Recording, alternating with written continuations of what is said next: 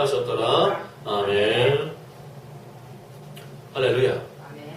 오늘 말씀의 제목은 나의 후손들에게입니다. 지난달에 나온 뉴스에 의하면 자녀가 없는 2, 3인 가구가 급증하고 있다고 합니다. 얼마 전까지만 해도 표준 가구 하면은 4인 기준이었습니다.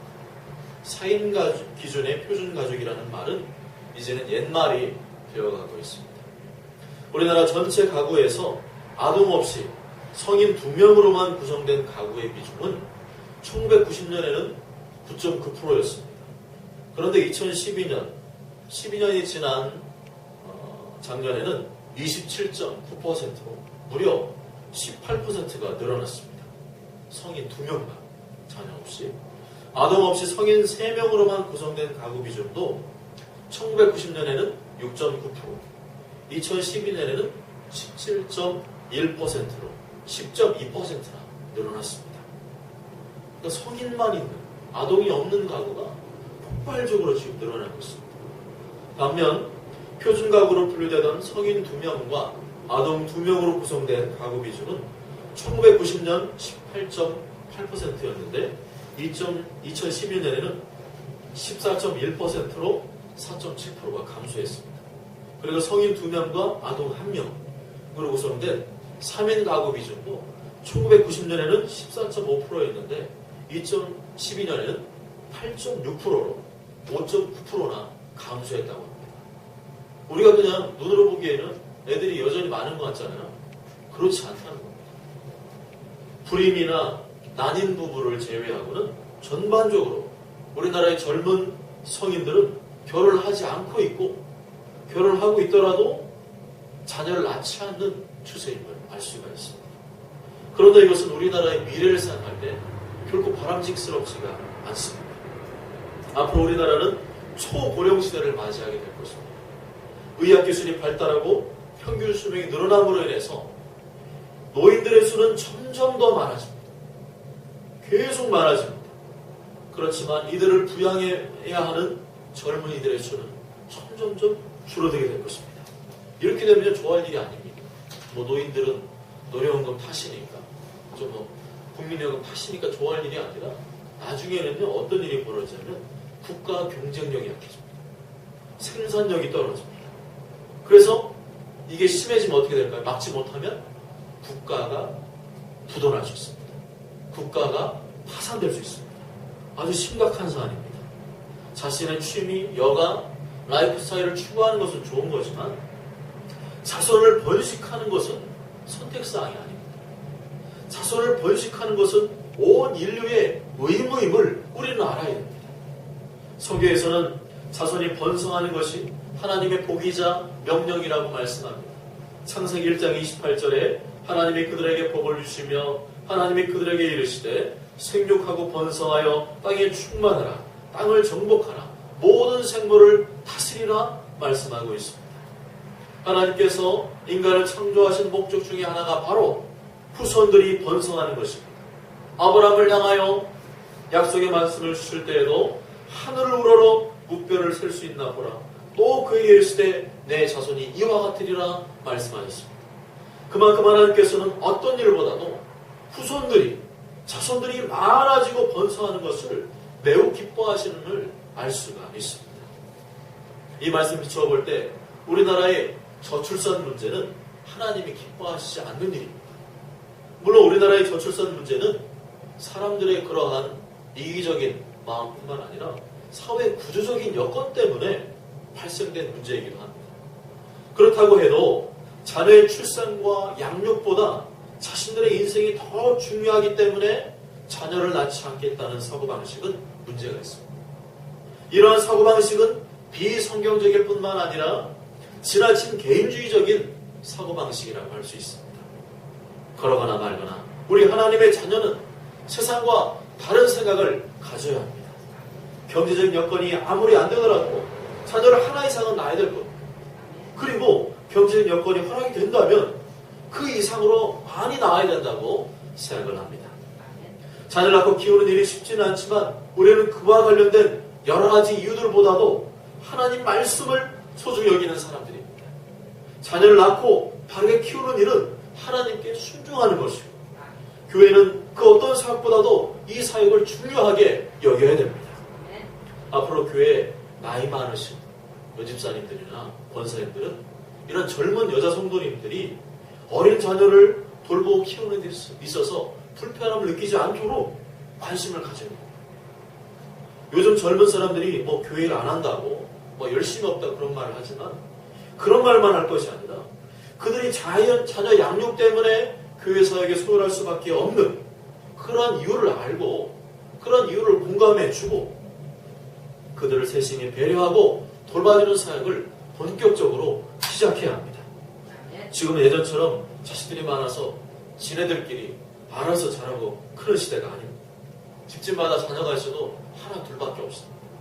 그렇기 때문에 또한 맞벌이하지 않으면 경제생활을 끌어나갈 수 없는 그런 힘든 시대를 살고 있기 때문에 이러한 사역이 필요하다고 생각합니다. 또한 교회 다니지 않는 젊은 엄마도 마찬가지입니다. 그들의 자녀를 돌봐줄 만한 그런 사람들이 없습니다. 주변에 방과 후에 돌봐줄 만한 어른이 없어서 집에 방치되고 있는 그런 아이들이 생각보다 많이 있습니다. 그렇다면 이런 일들을 누가 감당해 줘야 되겠습니까? 교회가 해야 되는 줄 믿습니다. 그 아이들을 교회에서 잘 돌봐줄 수만 있다면 젊은 사람들을 교회로 데려올 수 있습니다.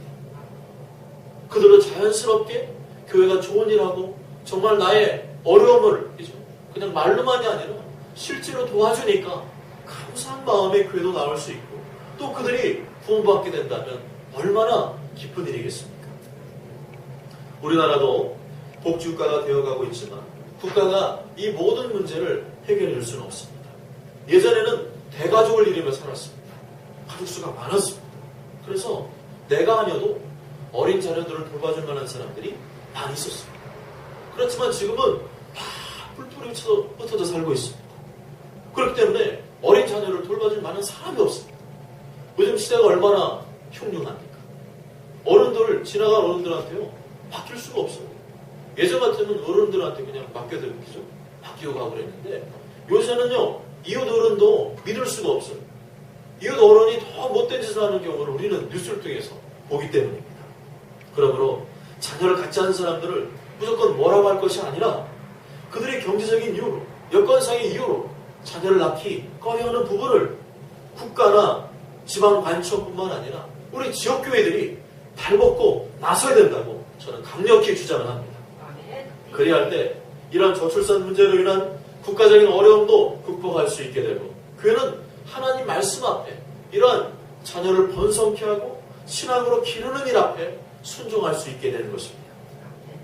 오늘 창세기 25장 12절부터 18절에 나오는 이스마엘의 족보, 19절과 20절에 나오는 이삭의 족보, 그리고 성경에 나오는 모든 족보는 후손들이 대를 이어가며 번성하는 것이 곧 하나님께서 기뻐하시는 일임을 간접적으로 말씀하고 있습니다.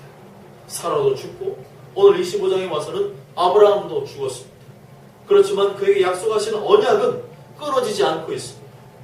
사람은 죽어도 하나님이 말씀하신 약속의 말씀과 언약은 끊어지지 않고 있습니다. 이삭을 통하여서 그 언약이 계승되고 있습니다.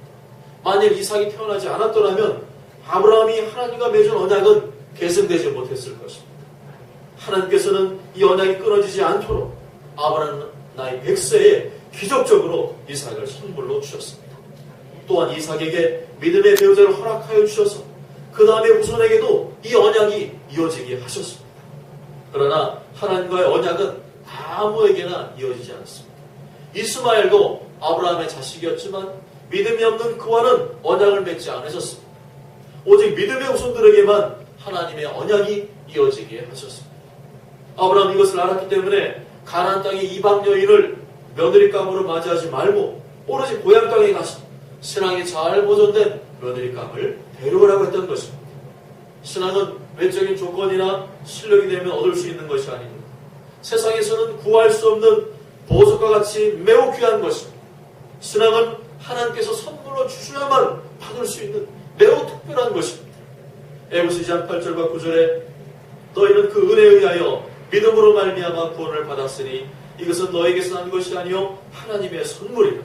행위에서 난 것이 아니니 이는 누구든지 자랑하지 못하게 함이라 말씀하고 있습니다. 그러므로 우리는 신앙의 순수성을 보존하고 하나님의 언약의 말씀이 온전히 개선되도록 자녀들을 잘 가르쳐야 합니다. 자녀들이 신앙을 최우선으로 해서 살고 자신의 배우자감을 고를 때에도 신앙을 최우선으로 하여 고를 수 있도록 가르쳐야 합니다. 부모들이 욕심의 눈이 멀고 자녀들이 욕심의 눈이 멀으면 이러한 기준이 지켜지지 않습니다. 우리는 교회에서 인간의 욕심과 본능을 자극하는 설교와 가르침을 과감히 멀리해야 합니다. 성도들이 번영신학과 희망신학과 세속적인 신앙에 눈이 멀지 않도록 늘 경계해야 합니다.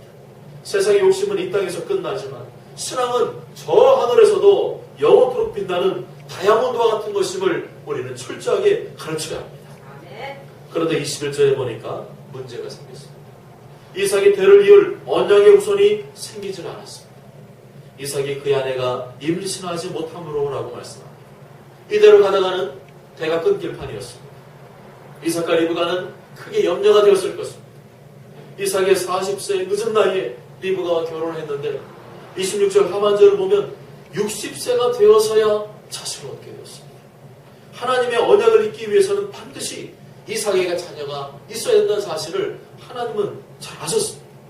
그런데 하나님께서는 이삭에게 무려 20년 동안이나 자식을 주지 않으셨습니다.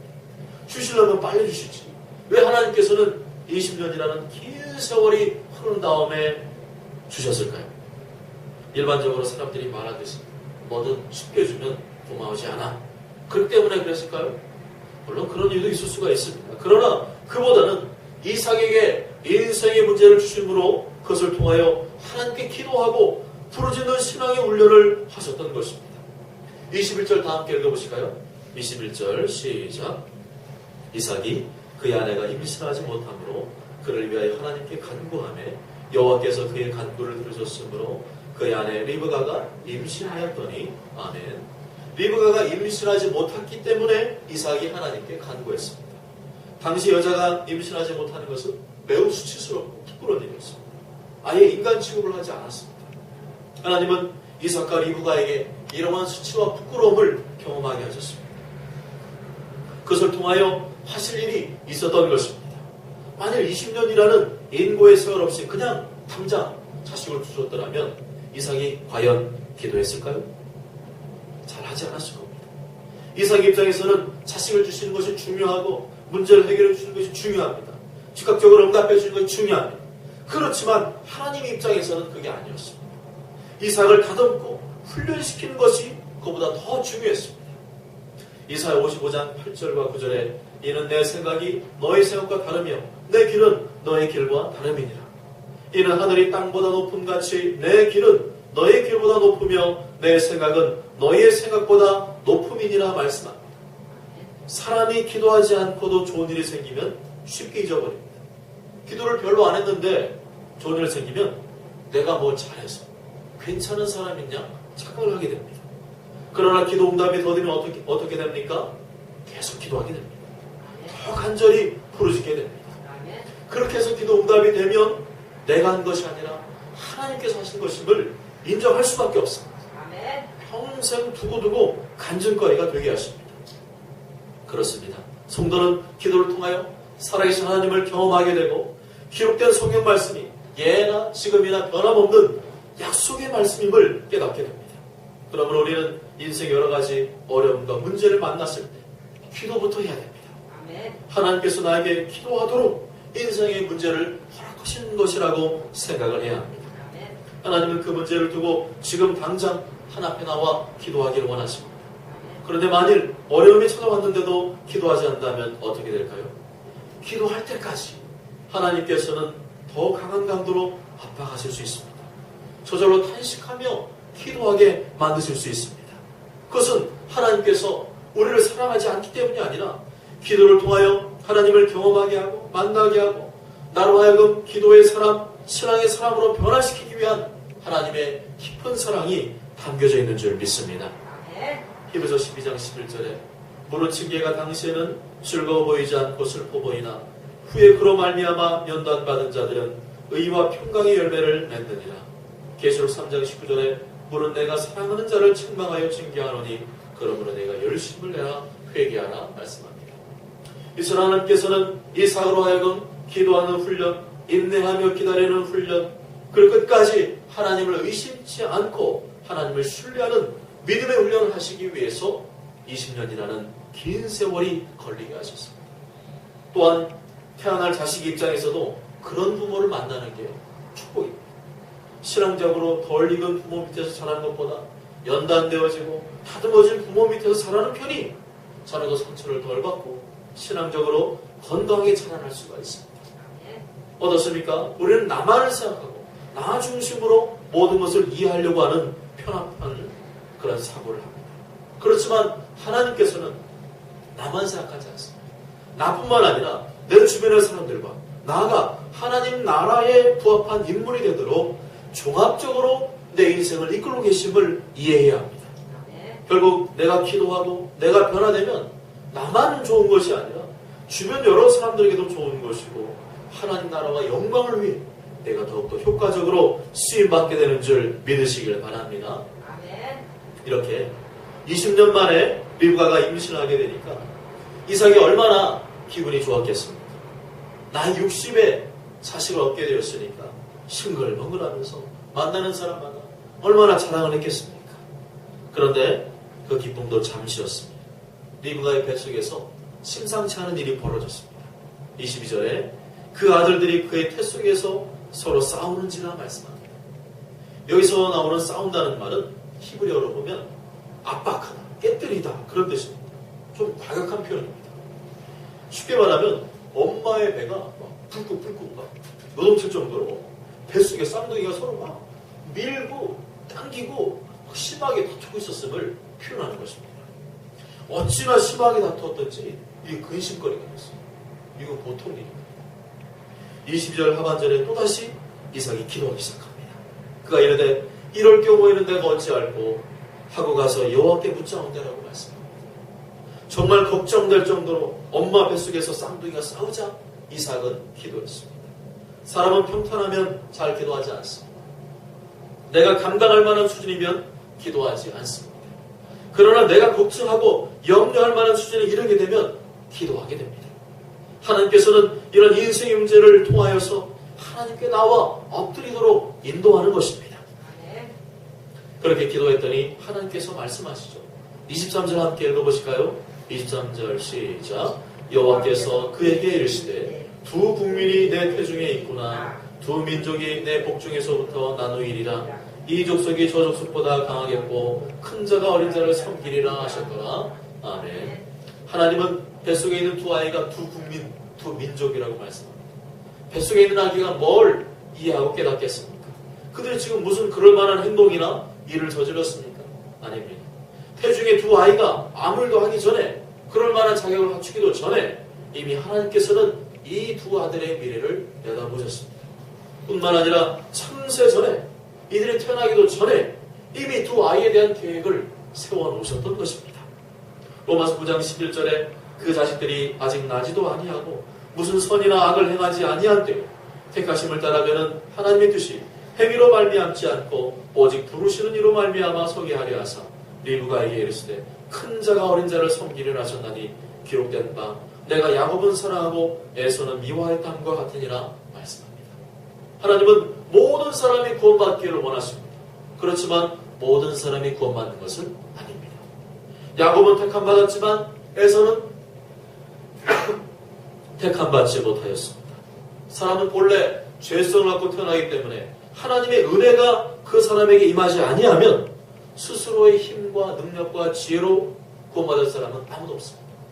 율법은 100% 완벽할 것을 요구하기 때문에 그리고 그 율법을 100% 지킬 수 있는 사람은 아무도 없기 때문에 모든 사람은 하나님 앞에서 죄인일 수밖에 없습니다.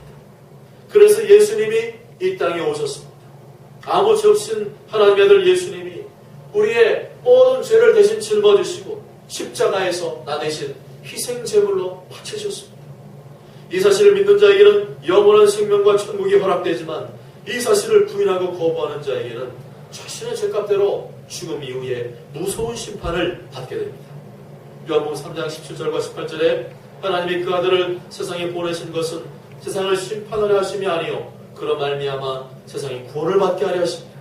그를 믿는 자는 심판을 받지 아니하는 것이요 믿지 아니하는 자는 하나님의 독생자 이름을 믿지 아니하므로 벌써 심판을 받은 것이니라 말씀하고 있습니다. 그럼 예수님 믿게 된 것은 내가 잘나서 내가 괜찮아서가 아니라 하나님의 은혜가 나에게 임했기 때문입니다. 하나님의 영이신 성령께서 내 마음을 감동하심으로 나도 모르게 예수님을 믿게 된 것입니다. 그런데 이것은 단지 현재적인 사건이 아닙니다. 창세전에 나를 택하신 하나님의 계획입니다. 누가 택함받은 사람인지 우리는 알 수가 없습니다. 그러나 누군가가 예수님을 진심으로 믿게 되었다면 그 사람은 하나님의 은혜가 임한 것이고 하나님의 택함을 받은 것입니다. 이 선택과 유기, 즉 버려짐의 교리는 일반 사람들이 들을 때 불쾌한 교리입니다. 그럼 니들은 선택받았고 우리는 버려졌냐? 이런 식으로 따질 수 있는 논쟁의 소지가 있는 교리입니다. 심지어 믿는 자들 안에서도 이에 대해서 거부하는 사람들이 있습니다. 그러나 분명한 것은 성경에서 그렇게 말씀하고 있다는 사실입니다. 에베소 1장 4절에 곧 창세전에 그리스도 안에서 우리를 택하사 우리를 사랑 안에서 그 앞에 거룩하고 흠이 없게 하시려고 그 기쁘신 뜻대로 우리를 예정하사 예수 그리스도로 말미암아 자기의 아들들이 되게 하셨으니 라고 말씀합니다. 언제 우리를 계획하셨습니까? 창세전에 우리를 택하셨다 말씀합니다. 그리고 좀 더 구체적으로 보면 오늘 말씀에 이 족속이 저 족속보다 강하겠고 큰 자가 어린 자를 섬기리라 말씀하십니다. 즉 둘째 아들이 큰 아들을 섬기는 것이 아니라 큰 아들이 둘째 아들을 섬기게 될 것을 예고하고 있습니다. 이 두 나라 민족은 이스라엘과 에돔 족속을 의미하는 것입니다. 즉 어린 자 야곱은 이스라엘의 조상이 되고 큰 자 에서는 에돔이 조상이 될 것을 미리 말씀하셨던 것입니다. 사랑하는 여러분, 우리는 신앙의 후손을 이어가야 합니다. 기도의 후손을 이어가야 합니다. 우리 후손들에게 우리의 구원이 얼마나 소중하고 귀한 것인지를 가르쳐야 합니다. 더 이상 내 욕심만을 추구하며 세속적인 번영을 쫓아가지 아니하고 하나님 중심, 성경 중심, 교회 중심의 바른 신앙생활을 통하여 하나님 뜻을 이해하고 순종하는 경건한 하나님의 자녀들 되시기를 주님의 이름으로 간절히 축복합니다. 기도하겠습니다.